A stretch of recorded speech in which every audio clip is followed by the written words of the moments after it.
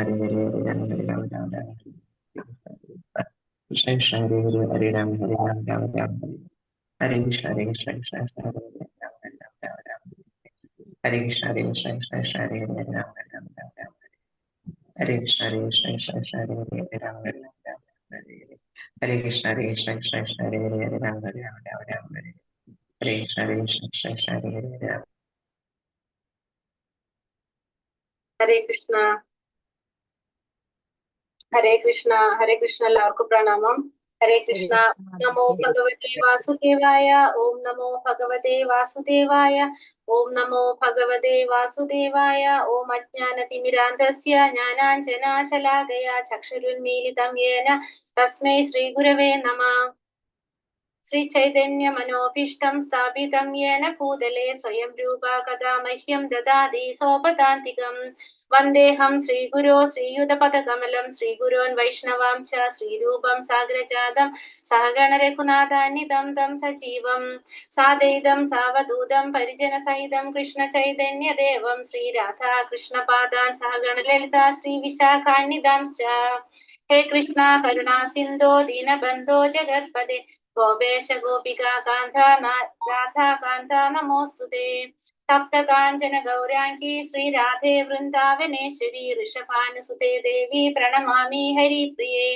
വാഞ്ചാകൽപതരൂപേശ്ച കൃപാ സിന്ധോഭ്യ ഏവ ച പതിതാനാം പാവനേഭ്യോ വൈഷ്ണവേഭ്യോ നമോ നമഃ. നമോ വിഷ്ണുപാദായ കൃഷ്ണപ്രേഷ്ഠായ ഭൂതലേ ശ്രീമതേ ഭക്തിവേദാന്ത സ്വാമിനി നാമിനേ. നമസ്തേ സാരസ്വതേ ദേവേ ഗൗരവാണി പ്രചാരിണേ നിർവിശേഷ ശൂന്യവാദി പാശ്ചാത്യ ദേശധാരിണേ. ജയ ശ്രീ കൃഷ്ണ ചൈതന്യ പ്രഭു നിത്യാനന്ദ ശ്രീ അദ്വൈത ഗദാധര ശ്രീവാസാദി ഗൗര ഭക്തവൃന്ദ.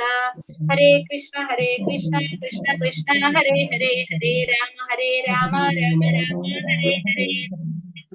ഹരേ കൃഷ്ണ. ശ്രീ ശ്രീ രാധാ ഗോവിന്ദ് ടെമ്പിൾ ഇസ്കോൺ മാംഗ്ലൂരിന്റെ ഭാഗവതം ക്ലാസ്സിലേക്ക് എല്ലാവർക്കും സ്വാഗതം.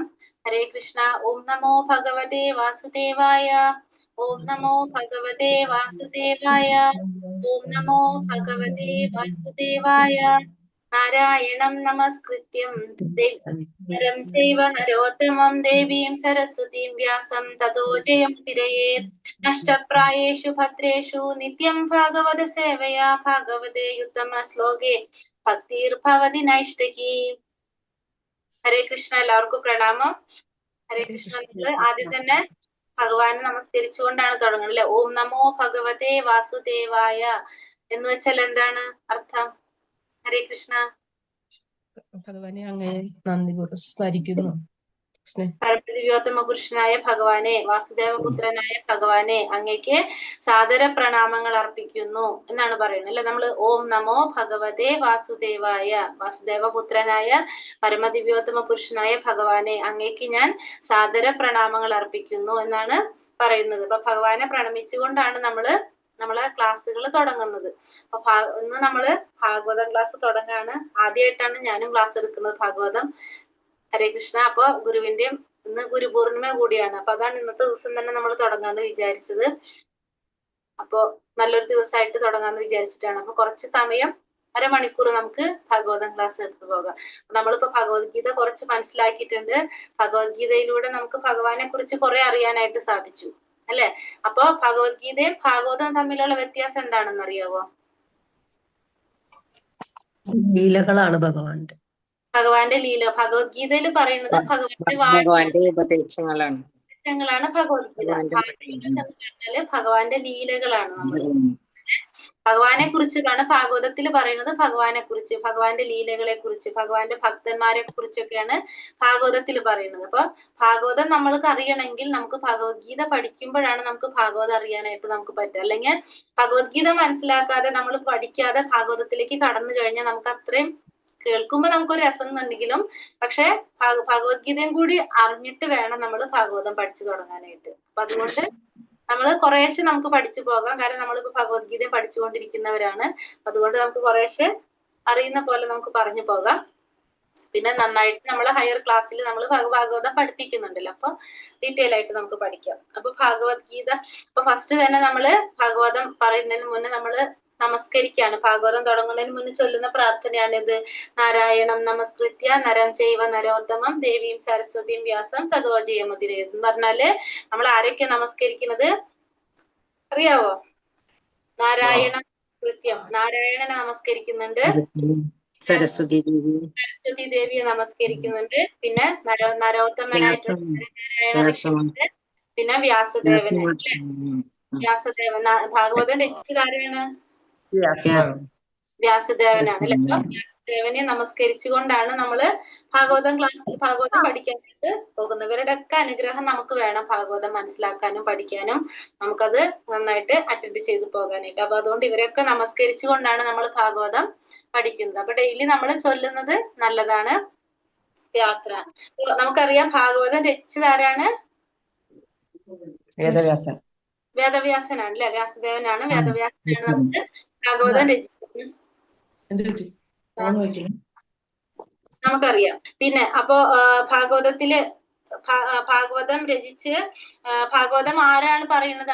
ആരോട് പറഞ്ഞു കൊടുക്കുന്നതാണ് ശരിക്കും? ആര്? പരീക്ഷിത്ത് മഹാരാജാവിന് പറഞ്ഞു കൊടുക്കും. രണ്ടു തരത്തിൽ നടക്കുന്നുണ്ട് ഇവിടെ. ഒന്ന് ശൗനകാദി ഋഷിമാർക്ക് പറഞ്ഞു കൊടുക്കുന്നത്. പിന്നെ 7 ദിവസം കൊണ്ട് ഭാഗവതം പറഞ്ഞു കൊടുത്തത് ആർക്കാണ്? മഹാരാജാവിന് അല്ലെ. ശുകദേവ മഹർഷി പരീക്ഷിത് മഹാരാജാവിന് 7 ദിവസം കൊണ്ട് പറഞ്ഞു കൊടുത്തു. അതെന്തുകൊണ്ടാണ് 7 ദിവസം കൊണ്ട് പറഞ്ഞു കൊടുത്തതെന്ന് അറിയാവോ? ഓർമ്മയുണ്ടോ? അറിയാവോ? പരീക്ഷിത്ത് മഹാരാജാവ് പാമ്പ് പിടിച്ച് മരിക്കും എന്നുള്ള ശാപം. അതെ, ശൃംഗി അല്ലെ. പരീക്ഷിത്ത് മഹാരാജാവിനൊരു ശാപം കിട്ടാണ്. പരീക്ഷിത് അപ്പൊ 7 ദിവസത്തിനുള്ളില് 7 ദിവസം കഴിയുമ്പോൾ ആ ശാപം കിട്ടി 7 ദിവസത്തിനുള്ളിൽ കഴിയുമ്പോ ശാപം കിട്ടും. അപ്പൊ ആ 7 ദിവസം കൊണ്ട് പരീക്ഷിത്ത് മഹാരാജാവ് എന്താ ചെയ്യുന്നത്? ഏറ്റവും ശ്രേഷ്ഠമായിട്ടുള്ള ഒരു കാര്യം ചെയ്യാന്ന് വിചാരിച്ചിട്ടാണ് അങ്ങനെ എന്ത് ചെയ്യുന്നത്? ഭാഗവത ശ്രവണം തുടങ്ങുന്നത് അല്ലെ. 7 ദിവസം കൊണ്ട് പിന്നെ അദ്ദേഹത്തിന്റെ പേടിയെല്ലാം മാറി അദ്ദേഹം 7ാമത്തെ ദിവസം പാമ്പിന്റെ കടിയേറ്റ് മരിക്കുകയാണ് ചെയ്യുന്നത്. അതുകൊണ്ടാണ് ഭാഗവതം നമ്മള് ശരിക്കും സപ്താഹങ്ങളൊക്കെ നമ്മൾ അവിടെ നടത്തുന്നത്. 7 ദിവസം എന്നുള്ളൊരു കൺസെപ്റ്റ് വന്നത് അതുകൊണ്ടാണ്. ഭാഗവത ശ്രവണത്തിന് അത്ര പ്രാധാന്യം പറയുന്നതും അതുകൊണ്ടാണ്. ഇപ്പൊ ഭാഗവതം നമ്മള് എങ്ങനെയാണ് കേൾക്കേണ്ടത്? ഭാഗവതം കൽക്കണ്ടം പോലെയാണെന്നാ പറയുന്നത്. എവിടെ നിന്ന് കേട്ടാലും അത് മധുരമുള്ളതായിരിക്കും. കൽക്കണ്ടം എങ്ങനെയാണ്? ഏത് ഭാഗം എടുത്താലും നമുക്ക് രുചിയാണ് അല്ലെ. അതേപോലെ തന്നെ ഭാഗവതം ഏത് ഭാഗത്തുനിന്ന് കേട്ടാലും നമുക്ക് അത് രുചിയുണ്ടെന്നാ പറയുന്നത്. അപ്പൊ എവിടെ നിന്നും നമുക്ക് ഭാഗവതം കേൾക്കാം. പക്ഷെ പഠിക്കുമ്പോ ശരിക്കും നമ്മൾ പറയുന്നത് ആദ്യത്തെ തൊട്ടായ ഒരു ഓർഡറിൽ നമ്മൾ പഠിച്ച് മനസ്സിലാക്കി പോകുന്നതാണ് എപ്പോഴും നല്ലതെന്ന് പറയുന്നത്. പക്ഷെ ഏത് ഭാഗത്തുനിന്ന് എടുത്താലും അത് രുചിയുള്ളതാണെന്ന് പറയുന്നുണ്ട്. അപ്പൊ ഭാഗവതത്തില് എത്ര സ്കന്ധം ഉണ്ടെന്ന് അറിയാവോ? 12 സ്കന്ധം. 12 എത്ര ബുക്കായിട്ട് പറയണെങ്കിൽ 18 പുസ്തകം അല്ലെ. 18 പുസ്തകം. 18 പുസ്തക ശ്ലോകങ്ങൾ എത്രയാണ്? 1000 18,000 ശ്ലോകം. എത്ര അധ്യായങ്ങളാണ്? 18,000 അധ്യായങ്ങള് 12 സ്കന്ധങ്ങളിൽ കുറെ അധ്യായങ്ങൾ. 135 അധ്യായങ്ങള്. അപ്പൊ 12 സ്കന്ധം, 18 പുസ്തകം, 18,000 ശ്ലോകങ്ങള്, 335 അധ്യായങ്ങള്. അങ്ങനെയാണ് ഭാഗവതം. അപ്പൊ കൊറേ സമയം പിടിക്കും നമ്മളത് പഠിച്ചു പോകാനായിട്ട്. സമയം പിടിക്കും. ഭഗവത്ഗീത 18 അധ്യായമുള്ളൂ, 700 ശ്ലോകങ്ങളുള്ളൂ. പക്ഷെ ഇവിടെ അധ്യായങ്ങളാണ് പറഞ്ഞ, ശ്ലോകങ്ങൾ 18,000 അല്ലെ. അപ്പൊ 18,000 ശ്ലോകങ്ങൾ എന്ന് പറയുമ്പോൾ നമുക്കറിയാം കുറെ സമയം പിടിച്ചിട്ടാണ് നമ്മളത് പോകാം. പിന്നെ ഭാഗവതം ഭാഗവതം കേൾക്കുന്നത് കൊണ്ട് നമ്മൾ എന്തിനാ ഭാഗവതം കേൾക്കുന്നത്? ഭഗവാന്റെ ലീലകൾ മനസ്സിലാക്കാനായിട്ട്. ഭഗവാന്റെ ലീലകൾ അല്ലെ. ഭഗവാന്റെ ലീലകൾ മനസ്സിലാക്കാനും ഭഗവാനെ കുറിച്ച് കൂടുതൽ നമുക്ക് അടുപ്പം ഉണ്ടാകും അല്ലെ. ഭഗവത്ഗീത ഒക്കെ കേൾക്കുമ്പോ ഭഗവത്ഗീത ഭഗവാന്റെ ഉപദേശങ്ങളാണ്. അപ്പൊ നമുക്ക് അതില് നമ്മൾ കുറെ കാര്യങ്ങൾ നമ്മൾ ചെയ്യേണ്ടതുണ്ട് പ്രാക്ടിക്കലായിട്ട്. ഭാഗവതം പക്ഷെ അങ്ങനെയല്ല, ഭഗവാന്റെ ലീലകളാണ്. അപ്പൊ നമുക്കത് അറിയും തോറും ഭഗവാൻ ആരായിട്ട് മാറും നമ്മളുള്ളില്? ശരിക്കും ഒരു മാതൃകാ പുരുഷോത്തമനെന്നോ എന്താ പറയാ ഭഗവാനെ നമുക്ക് അങ്ങനത്തെ ഒരു റോൾ മോഡൽ ആയിട്ട് നമ്മളെ മാറും. അത്രയും ഭഗവാന്റെ ലീലകളാണ്. ഭഗവാൻ എന്തിനാ ഈ ലീലകളൊക്കെ ചെയ്തിരിക്കുന്നത്? ഭഗവാന്റെ കുറെ ലീല നമുക്ക് മനസ്സിലാക്കാൻ വേണ്ടി ഭക്തി വർദ്ധിപ്പിക്കാൻ കൃഷ്ണന്മാരെ നമുക്ക് അത് ശരിയാ. ദുഷ്ടന്മാരെ നിഗ്രഹിക്കാനൊക്കെ പറയാം നമുക്ക്. പക്ഷെ ഭഗവാൻ മെയിൻ ആയിട്ട് ലീലകൾ ചെയ്യുന്നത് ഭക്തി നമ്മളിൽ ഉണ്ടാക്കാനും നമ്മൾ ഭക്തന്മാരെ സന്തോഷിപ്പിക്കാൻ വേണ്ടി, നമ്മളെ സന്തോഷിപ്പിക്കാൻ വേണ്ടി. കാരണം നമ്മളത് വായിക്കും തോറും നമുക്കറിയാം ദാമോദര ലീല എല്ലാ വർഷവും ദാമോദര മാസത്തില് ദാമോദര ലീല നമ്മള് വീണ്ടും വീണ്ടും കേട്ടുകൊണ്ടിരിക്കും. പക്ഷെ നമുക്ക് ഒരിക്കൽ പോലും അതിനൊരു മടുപ്പ് തോന്നാറില്ല, അല്ലേ? കേട്ടിട്ടില്ല ദാമോദര ലീല? നമ്മൾ വരുമ്പോ പറയും ഒക്ടോബർ മാസത്തിൽ വരുന്ന ദാമോദര മാസത്തിൽ വരുന്ന ഭഗവാന്റെ ലീലയാണത്. എല്ലാ വർഷവും നമ്മൾ അത് കേൾക്കും. എല്ലാ വർഷവും അല്ല, ആ ഒരു മാസം മുഴുവനും എല്ലാ ദിവസവും നമ്മൾ കേൾക്കും. പക്ഷെ ഒരിക്കൽ പോലും നമുക്ക് അതിൽ മടുപ്പ് തോന്നാറില്ല. കാരണം ഭഗവാന്റെ ലീലകൾ കേൾക്കും തോറും നമുക്ക് കൂടുതൽ കൂടുതൽ ഇഷ്ടം. പക്ഷെ നമ്മളൊരു സിനിമ കാണുക അല്ലെങ്കിൽ ഒരു നോവൽ വായിക്കുക, ഒരു 2 പ്രാവശ്യം വായിച്ചു കഴിഞ്ഞാൽ 3ാമത്തെ പ്രാവശ്യം നമുക്കത് ഇഷ്ടം ഉണ്ടാവില്ല വായിക്കാനായിട്ട്. പക്ഷെ ഇതങ്ങനെയല്ല, നമുക്ക് എത്രയും കേട്ടും തോറും നമുക്ക് അതിനോട് ഇഷ്ടം തോന്നിക്കൊണ്ടിരിക്കും. അപ്പൊ ഈ 12 സ്കന്ധം എന്ന് പറയുന്നത് ഭഗവാന്റെ ഓരോ അവയവങ്ങളാണ്. അറിയാവോ? ആദ്യത്തെ 1ഉം 2ഉം സ്കന്ധങ്ങള് നോട്ട് ചെയ്യണത് നോട്ട് ചെയ്തോളൂ കേട്ടോ എല്ലാവരും. അപ്പൊ 1ാമത്തെ സ്കന്ധത്തിൽ പറയുന്നത് ആദ്യത്തെ 2 സ്കന്ധം 1ഉം 2ഉം സ്കന്ധം ഭഗവാന്റെ എഴുതുന്നുണ്ടോ? എഴുതുന്നുണ്ട്. ഓക്കെ.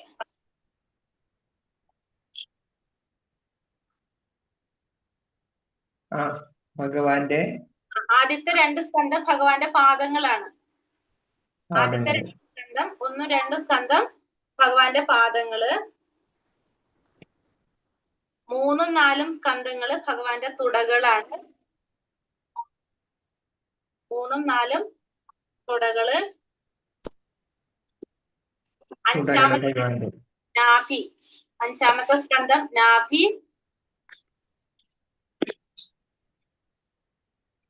6ാമത്തെ സ്കന്ധം നെഞ്ച്.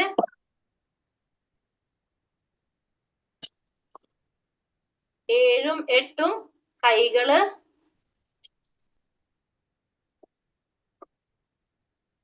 9 തൊണ്ട. തൊണ്ട എന്നല്ല പറയാ, ഇത് തൊണ്ട. 10 തിരുമുഖം.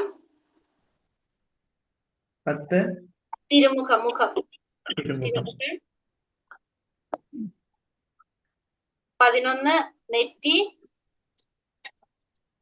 12 ശിരസ്.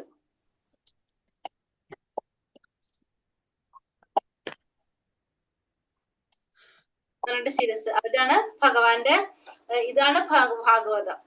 അപ്പൊ ഭഗവാൻ സ്വയം ആണ് ഭാഗവതം, അല്ലെ? അപ്പൊ ഭഗവാനാണ് ഭാഗവതം എന്ന് പറഞ്ഞാൽ ശരിക്കും ആര് തന്നെയാണ്? അപ്പൊ ഭഗവാൻ തന്നെയാണ്. അപ്പൊ നമ്മള് ഏറ്റവും കൂടുതൽ ഡെയിലി നമ്മൾ ആരെയാണ് കാണേണ്ടത്? ഭഗവാനെയാണ് കാണേണ്ടത്. അപ്പൊ എന്നും നമ്മൾ എന്ത് ചെയ്തിരിക്കണം? ഭാഗവതം വായിച്ചിരിക്കണം. നിത്യം ഭാഗവത സേവയാന്ന് പറഞ്ഞ. കാരണം ഭാഗവതം വായിക്കുന്നതിന്റെ ഏറ്റവും വലിയ ഗുണം നമ്മൾ സത്വഗുണത്തില് നിലനിൽക്കും. എപ്പോഴും നമ്മൾ താഴ്ത്തിക്കൊട്ടും പോവില്ല. നമ്മൾ എപ്പോഴും സത്വഗുണത്തിൽ നിൽക്കും. കാരണം ഭഗവാനായിട്ട് നമുക്കറിയാം, നമ്മൾ സത്സംഗത്തിൽ പോയാൽ തന്നെ നമ്മളത് ശരിക്കും എഫക്ട് ചെയ്യും. അപ്പൊ എന്നും നമ്മള് ഭഗവാനാണ്, നമുക്കറിയാം ഭഗവാൻ ആരാന്നറിയാം. അപ്പൊ എന്നും നമ്മൾ ഭഗവാനെ കണ്ടോണ്ടിരിക്കുമ്പോ എന്താ സംഭവിക്കുന്നത്? നമ്മളും അറിയാതെ ഭഗവാന്റെ ആ ഗുണത്തിലേക്ക് നമ്മൾ വരും, അല്ലെ? അതായത് നമ്മൾ സത്വഗുണത്തിൽ നമുക്ക് നിൽക്കാനായിട്ട് സാധിക്കും എപ്പോഴും. അപ്പൊ അതുകൊണ്ട് ഡെയിലി നമ്മൾ ഭാഗവതം വായിക്കുക. ആ ഒരു ഉദ്ദേശം മാത്രമാണ് നമ്മൾ ഈ ക്ലാസ് കൊണ്ടുള്ളത്. കാരണം എല്ലാവരെയും ആ സത്വഗുണത്തിൽ നിലനിർത്തുക. അതാണ് നമ്മൾ ചിന്തിക്കുന്നത്. കാരണം നമ്മൾ വായിക്കാൻ ചിലപ്പോൾ സമയമില്ല, നമ്മൾ വായിക്കില്ല. പക്ഷെ ഒരു അരമണിക്കൂർ ക്ലാസ് ആകുമ്പോൾ നമ്മൾ കയറിയിട്ട് അത് കേൾക്കും, അല്ലെങ്കിൽ നമ്മളത് വായിക്കും, എന്തായാലും ചെയ്യും. അപ്പൊ അതാണ് നമ്മൾ വിചാരിക്കുന്നത്. അപ്പൊ ഭഗവാൻ ഇപ്പൊ മനസ്സിലായി നമുക്ക്. 12 സ്കന്ധം, 18 ബുക്ക്, അതായത് 18,000 ശ്ലോകങ്ങള്, 335 അധ്യായങ്ങൾ. അതാണ് ഭാഗവതത്തിലുള്ളത്. ഭഗവത്ഗീത നമ്മൾ നിർത്തുന്നത് സർവധർമാൻ പരിത്യജ, ധർമ്മത്തിനെ പറഞ്ഞുകൊണ്ടാണ് ഭഗവത്ഗീത അവസാനിപ്പിക്കുന്നത്. ശരിക്കും ഭഗവത്ഗീത അവസാനിക്കുന്നത് സർവധർമാൻ പരിത്യജ മാമേകം ശരണം വ്രജ, എല്ലാ ധർമ്മങ്ങളും വിട്ട് ഭഗവാനെ ശരണം പ്രാപിക്കാൻ പറഞ്ഞിട്ടാണ് ഭഗവത്ഗീത നമ്മൾ അവസാനിക്കുന്നത്. അത് അവസാനിക്കുന്നിടത്താണ് ഭാഗവതം തുടങ്ങുന്നത്. ധർമ്മപ്രോചിത കൈതവോത്ര പരമാം എന്ന് പറഞ്ഞിട്ട് ശ്ലോകം തുടങ്ങുന്നത്, ഭാഗവതം തുടങ്ങുന്നത് ഭഗവത്ഗീത അവസാനിക്കുന്നിടത്താണ് ഭാഗവതം തുടങ്ങുന്നത്. അപ്പോ എന്താ പറയണത്? ഭഗവാന്റെ ശരീരം ഉപേക്ഷിച്ച് ഭഗവാൻ പോയപ്പോ ധർമ്മം എവിടേക്കാണ് പോയത് എന്നുള്ളൊരു ചോദ്യം വരുന്നുണ്ട്. ആ ധർമ്മം എവിടേക്കാ പോയത്? ഭാഗവതത്തിലാണ് ധർമ്മം. അപ്പൊ നമുക്ക് ഭൗതികമായിട്ടുള്ള എന്തെങ്കിലും പ്രശ്നങ്ങള് ബുദ്ധിമുട്ടുകളൊക്കെ വന്നു കഴിഞ്ഞാൽ നമ്മള് ഭാഗവതം വായിച്ചു കഴിഞ്ഞാൽ നമുക്ക് അതിനുള്ള ഉത്തരം കിട്ടുന്ന പറയണത് ഭാഗവതം. അപ്പൊ അത്രയും പ്രാധാന്യം എന്തിനുണ്ട്? ഭാഗവതത്തിനുണ്ട്. മനസ്സിലാവുണ്ടോ ഞാൻ പറയുന്നത്? അപ്പൊ ഭാഗവതം നമ്മളെ ധർമ്മം കുടികൊള്ളുന്നത് ഭാഗവതത്തിലാണ്. അപ്പൊ നമ്മള് എന്തെങ്കിലും ഇതേപോലെ തന്നെ നമുക്ക് എന്തെങ്കിലും പ്രശ്നങ്ങളോ ബുദ്ധിമുട്ടുകളോ ഒക്കെ ഉണ്ടായി കഴിഞ്ഞാല് ഭാഗവതം വായിച്ചു കഴിഞ്ഞാൽ നമുക്ക് അത് സോൾവ് ആവുന്ന പറയുന്നത്, മനസ്സിലാക്കാൻ സാധിക്കും. പക്ഷെ വൈഷ്ണവരിൽ നിന്നായിരിക്കണം ഭാഗവതം കേൾക്കേണ്ടത്. എപ്പോഴും ഭക്തന്മാരിൽ നിന്ന്, ശുദ്ധ ഭക്തന്മാരിൽ നിന്നായിരിക്കണം ഭാഗവതം കേൾക്കേണ്ടത് എന്നുകൂടി പറയുന്നുണ്ട്. എന്നാലേ നമുക്കത് മനസ്സിലാക്കാനായിട്ട് സാധിക്കുള്ളൂ. വേദങ്ങളുടെ ഒരു സാരാംശമാണ് ഭാഗവതം. പിന്നെന്താണ് പറയുന്നത്? ഇത്രയും കാര്യങ്ങളാണ് കോമൺ ആയിട്ടുള്ളത്. ഇനി നമുക്ക് ക്ലാസ്സിലേക്ക് കടക്കാം അല്ലെ. പിന്നെ ഭഗവാന്റെ ദർശനം നമ്മൾ എടുക്കുമ്പോ എങ്ങനെയാ നമ്മൾ ഭഗവാന്റെ ദർശനം എടുക്കുക? നമ്മൾ എങ്ങനെയാ അമ്പലത്തിൽ പോകുമ്പോ ഭഗവാന്റെ ദർശനം എടുക്കാനായിട്ട് പറയുന്നത്? എങ്ങനെയാണ് എടുക്കണം എന്ന് പറയുന്നത്? ഭഗവാനെ നമ്മുടെ മനസ്സിൽ കണ്ടുകൊണ്ട് നമ്മൾ ഭഗവാന്റെ വിഗ്രഹ രൂപത്തിൽ എടുക്കുമ്പോ നമ്മൾ എങ്ങനെ പാദം മുതലേ എടുക്കുന്നത് അല്ലെ? ഭഗവാന്റെ പാദത്തിൽ നിന്നാണ് നമ്മൾ ദർശനം എടുക്കുന്നത്. അങ്ങനെയാണ് പറയുന്നത്. ഭഗവാന്റെ ദർശനം പാദത്തിൽ നിന്നായിരിക്കണം നമ്മൾ എടുക്കേണ്ടത്. അപ്പൊ ഒന്നാമത്തെ സ്കന്ധം, പാദമല്ല നമ്മൾ പറയുന്ന 2 സ്കന്ധങ്ങൾ ആദ്യം. അപ്പൊ പാദത്തിൽ നിന്ന് തന്നെ ആയിരിക്കണം നമ്മൾ ഭാഗവതം നമ്മൾ പഠിച്ചു തുടങ്ങുന്നത്.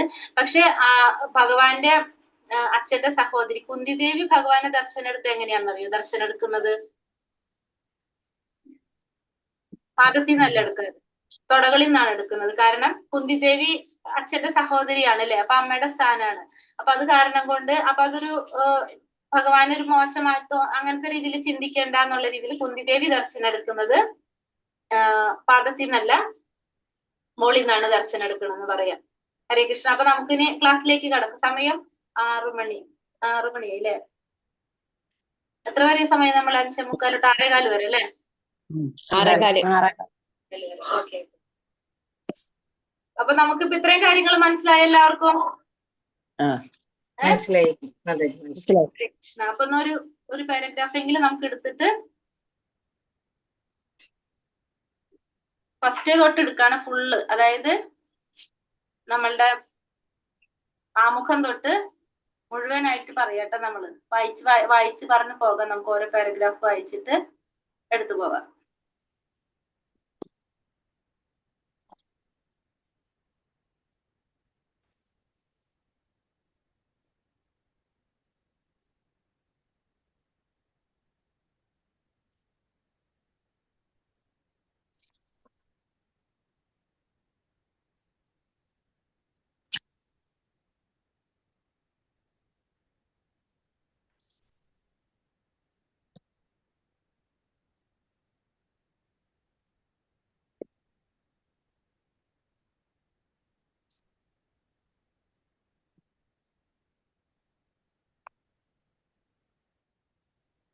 ഫോട്ടോ എടുത്തിരിക്കുകയാണ്. അപ്പൊ കാരണം വെച്ചാൽ ബുക്ക് കറക്റ്റ് ആയിട്ട് പോകാനായിട്ട് ഒന്നുകൂടി പറയാം, അധ്യായത്തിന്റെ കൂടി പറയാം, എന്നിട്ട് എടുക്കാം. ഒരു മിനിറ്റ്, ഒരു കാര്യം കൂടി പറയട്ടെ. അപ്പൊ നമ്മൾ പറഞ്ഞു ഒന്നാമത്തെ സ്കന്ധം ഭഗവാന്റെ പാദങ്ങളാണെന്ന് പറഞ്ഞു അല്ലെ. ഒന്നാമത്തെ 2 സ്കന്ധങ്ങൾ ഭഗവാന്റെ പാദങ്ങളാണെന്ന് പറഞ്ഞു. അപ്പൊ ഒന്നാമത്തെ സ്കന്ധത്തില് മുഖപുര, ആമുഖം, മുഖപുര, അവതാരിക കൂടാതെ അപ്പൊ അധ്യായങ്ങള് 19 അധ്യായങ്ങളാണ് ഒന്നാമത്തെ സ്കന്ധത്തിൽ വരുന്നത്. നമ്മളെ മൊത്തം 19 അധ്യായങ്ങളാണ് വരുന്നത് ഒന്നാമത്തേല്. അതേപോലത്തെ അപ്പൊ അതില് അവതാരിക പറയുന്നുണ്ട് കുറെ. പിന്നെ ഋഷിമാരുടെ ഭാഗവതം മുഴുവനും 6 ചോദ്യങ്ങളാണ് ശരിക്കും. നമ്മളെ ഭാഗവതത്തില് 6 ചോദ്യങ്ങളാണ് ശരിക്കും വരുന്നത്. ആ ചോദ്യങ്ങൾക്കുള്ള ഉത്തരാണ് ഈ ഭാഗവതത്തിൽ പറയുന്നത്. ക്ലിയർ ആയി? 6 ചോദ്യങ്ങൾ. ആ ചോദ്യങ്ങൾ നമ്മള് അധ്യായങ്ങളിൽ ഇങ്ങനെ പഠിച്ചു പോകും. നമ്മള് രണ്ടാമത്തെ സ്കന്ധ അധ്യായത്തിൽ അങ്ങനെ ഓരോ അധ്യായത്തിൽ അല്ലെങ്കിൽ സ്കന്ധത്തിൽ മാറി അത് വന്നുകൊണ്ടിരിക്കും. അപ്പൊ 6 ചോദ്യങ്ങൾക്കുള്ള ഉത്തരങ്ങൾ അതാണ് നമ്മള് ഭാഗവതത്തില് പറയുന്നത് മെയിൻ ആയിട്ട്. അത് കഴിഞ്ഞിട്ട് അപ്പൊ ഒന്നാമത്തെ ഋഷിമാരുടെ അന്വേഷണങ്ങളാണ്. പിന്നെ രണ്ടാമത്തെ അധ്യായം ദിവ്യത്വം, ദിവ്യ സേവനം. മൂന്നാമത്തെ ഭഗവാന്റെ അവതാരങ്ങളെ കുറിച്ചാണ് പറയുന്നത്. നമ്മൾ പഠിച്ചിട്ടുള്ള ദശാവതാരാണ്. അപ്പൊ അല്ലാതും കുറെ അവതാരങ്ങൾ ഉണ്ടെന്നുള്ളത് മൂന്നാമത്തെ അധ്യായത്തിൽ കാണാം. 4-ാമത്തില് നാരദ മഹർഷിയുടെ കുറിച്ച് പറയുന്നു. വ്യാസദേവന് നാരദന്റെ നിർദ്ദേശങ്ങളെ കുറിച്ച്, അങ്ങനെ പിന്നെ അവര് തമ്മിലുള്ള സംഭാഷണത്തെ കുറിച്ച്, പിന്നെ വന്നിട്ട് ദ്രോണപുത്രൻ ശിക്ഷിക്കപ്പെടുക, പിന്നെ കുന്തി ദേവിയുടെ പ്രാർത്ഥന, പരീക്ഷിത്ത് മഹാരാജാവിന്റെ കാര്യങ്ങള്, ശ്രീകൃഷ്ണ ഭഗവാനും ഭീഷ്മദേവന്റെ വിയോഗം, ദ്വാരകയിലേക്ക് കൃഷ്ണ ഭഗവാന്റെ പ്രയാണം, കൃഷ്ണ ഭഗവാൻ ദ്വാരകാ പ്രവേശം, പരീക്ഷിത്ത് മഹാരാജാവിന്റെ ജനനം, ധൃതരാഷ്ട്ര കൊട്ടാരം ഉപേക്ഷിക്കുന്നത്, കൃഷ്ണ ഭഗവാന്റെ തിരോധാനം, പാണ്ഡവർ യഥാസമയം വിരമിക്കുക, പരീക്ഷിത്ത് കലിയുഗത്തെ എങ്ങനെയാണ് സ്വീകരിച്ചത്, കലിക്കുള്ള ശിക്ഷയും പാരിതോഷികം, പരീക്ഷിത്ത് മഹാരാജാവ് ബ്രാഹ്മണ കുമാരനാൽ ശപിക്കപ്പെടുന്നു, പിന്നെ സുഖ ആഗമനം. അങ്ങനെയായിട്ടാണ് 19 അധ്യായമായിട്ട് നമ്മളെ ഒന്നാമത്തെ സ്കന്ധം ഉള്ളത്. അപ്പൊ ഭഗവാന്റെ അവതാരങ്ങളെ കുറിച്ചൊക്കെ ഒന്നാമത്തെ സ്കന്ധത്തിൽ ഇന്നലെ നമ്മളെ ക്ലാസ്സിൽ L2 ക്ലാസ്സിലല്ല നമുക്ക് സംശയം വന്നത്. അപ്പൊ അതൊക്കെ ഇതിൽ തന്നെ പറയുന്നുണ്ട്. ഭാഗവതത്തില് ഫസ്റ്റത്തില് ആദ്യത്തെ സ്കന്ധത്തിൽ തന്നെ കൊടുക്കുന്നുണ്ട്. അപ്പൊ നമ്മൾ അങ്ങനെയാണ് 19 അധ്യായം നമുക്കുള്ളത് ഒന്നാമത്തതില്. അപ്പൊ ക്വസ്റ്റ്യൻസ് ഒന്നും നമ്മൾ തരുന്നില്ല, കാരണം നമ്മൾ പഠിക്കാന്നുള്ളതിനെ കൂടുതൽ നിങ്ങൾക്ക് നോട്ട് ചെയ്യേണ്ടത് നോട്ട് ചെയ്യുക, അല്ലാണ്ട് വെറുതെ നമ്മൾ കളയണ്ടല്ലോ, അരമണിക്കൂറല്ലേ നമുക്കുള്ളതിന് വേണ്ടിയിട്ട്. അപ്പൊ അങ്ങനെയാണ് വിചാരിക്കുന്നത്. അപ്പൊ ഇത്രയും കാര്യങ്ങളാണ് നമുക്ക് മെയിൻ ആയിട്ട് പറയാനുണ്ടായിരുന്നത്. പിന്നെ ഇങ്ങനെ നമുക്ക് ക്ലാസ് ആവും.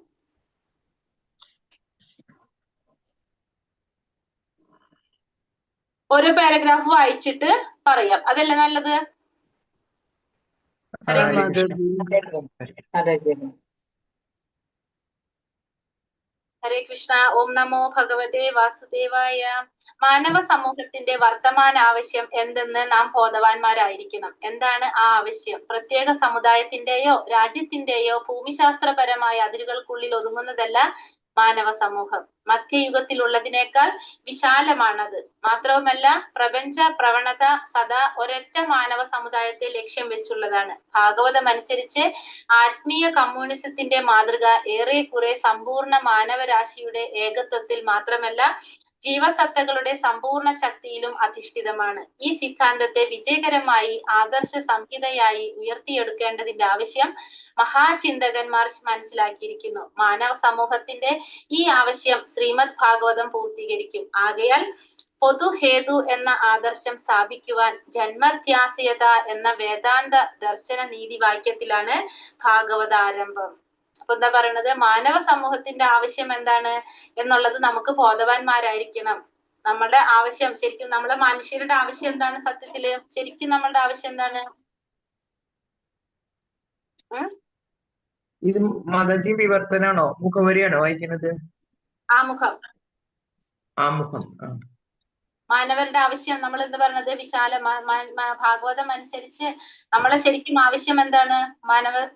മനുഷ്യന്റെ ആവശ്യം മുക്തി, ഭഗവാനെ മനസ്സിലാക്കുക, ഭഗവാന്റെ ലോകത്തിലേക്ക് തിരിച്ചു പോവുക.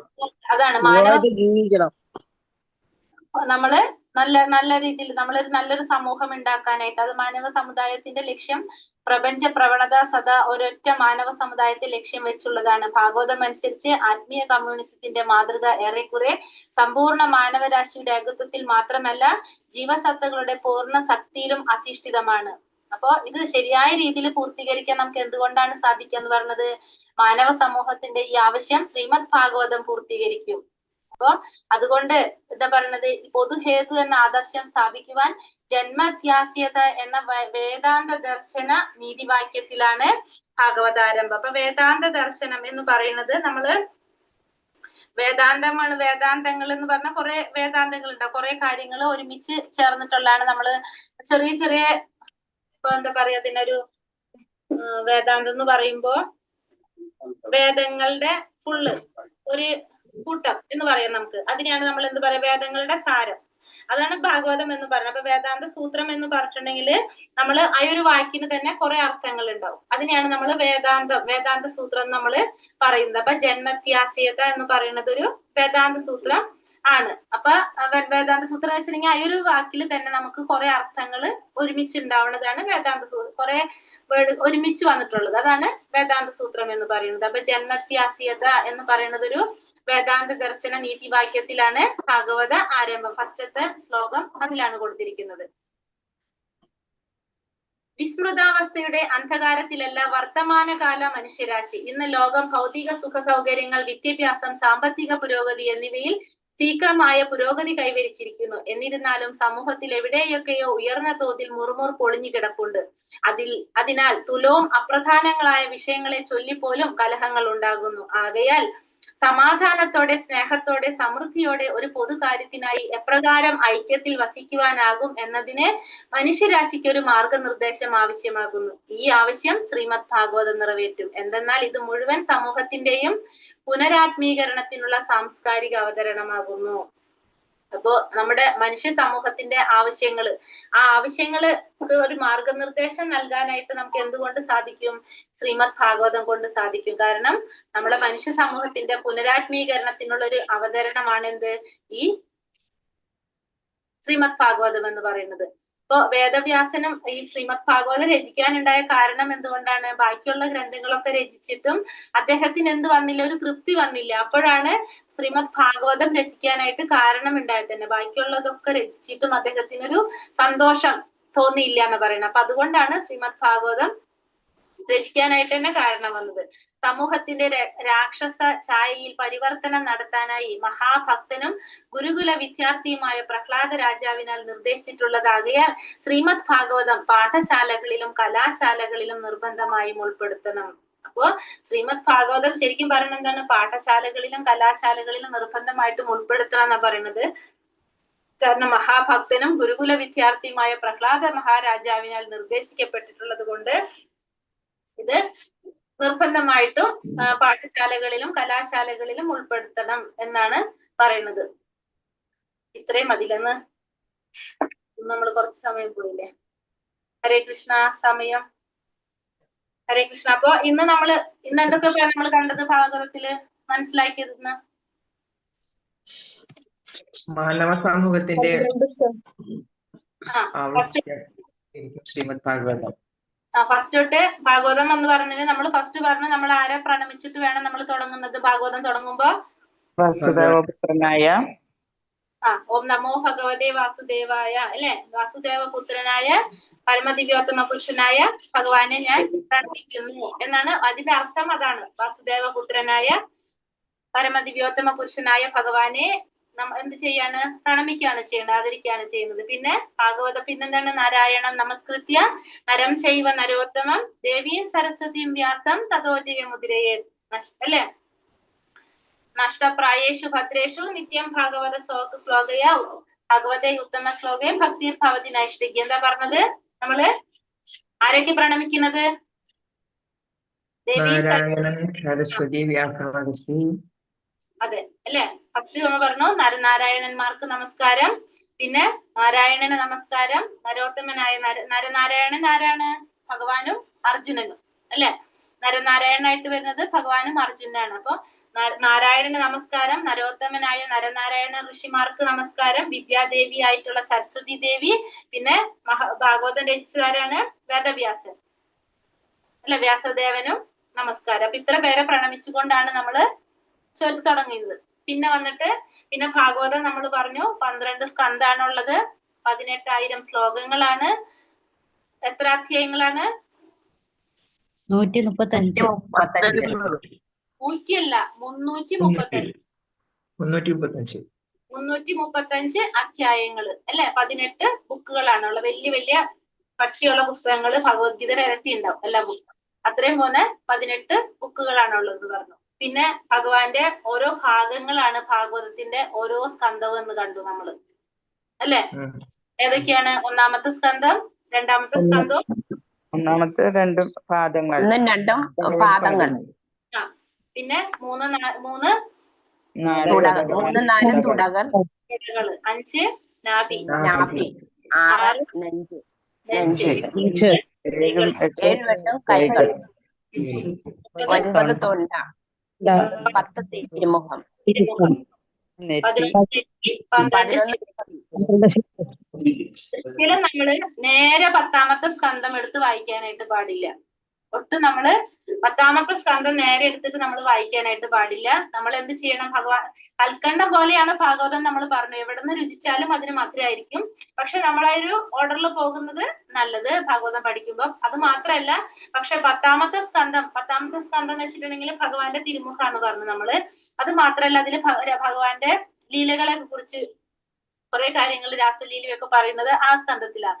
അപ്പൊ എന്താ സംഭവം എന്ന് വെച്ചിട്ടുണ്ടെങ്കിൽ അത് നമ്മള് ചിന്തിക്കുന്ന നമ്മളെ ചിന്തയുടെ രീതി അനുസരിച്ച് അത് കുറച്ച് മാറ്റം വരും. നമ്മൾ ഭൗതികമായിട്ടുള്ള ചിന്തകളുള്ളവർക്ക് നമ്മൾ അങ്ങനത്തെ ഉള്ള അപ്പൊ നമുക്കത് അത് മനസ്സിലാക്കാനായിട്ട് സാധിക്കില്ല. അതുകൊണ്ട് നമ്മൾ ഈ ഒരു ഓർഡറിൽ തന്നെ ആയിരിക്കണം നമ്മൾ പോകേണ്ടത്. 10ാമത്തെ സ്കന്ധം നമ്മൾ ഡയറക്റ്റ് പോയിട്ട് വായിക്കാൻ പാടില്ല. അതിനാണ് ശ്രീല പ്രഭുപാദർ നമുക്ക് കൃഷ്ണ ബുക്ക് എന്ന് പറഞ്ഞൊരു പുസ്തകം കൂടി തന്നിരിക്കുന്നത്. കാരണം അങ്ങനെ വായിക്കണം എന്ന് ആഗ്രഹമുള്ളവർക്ക് എന്ത് വായിക്കാം? കൃഷ്ണ ബുക്ക് വായിക്കാം. പക്ഷെ നേരെ പോയിട്ട് നമ്മൾ പറഞ്ഞു ഭഗവാന്റെ ദർശനം എടുക്കുമ്പോൾ ഭഗവാന്റെ പാദത്തിൽ നിന്നാണ് തുടങ്ങേണ്ടത് അല്ലേ? അപ്പൊ നേരെ തിരുമുഖത്തേക്കില്ല നമ്മൾ നോക്കുന്നത്. അപ്പൊ അത് തിരുമുഖാണ് 10ാമത്തെ സ്കന്ധം. നമ്മൾ നേരെ മാതാജി ആ സ്കന്ധം ഒന്നുകൂടെ പറയൂ. സ്കന്ധം വന്നിട്ട് 1, 2 പാദം, 3, 4 തുട, 5 നാഭി, 6 നെഞ്ച്, 7, 8 കൈകള്, 9 തൊണ്ട, 10 തിരുമുഖം, 11 നെറ്റി, 12 ശിരസ്. ഹരേ കൃഷ്ണ.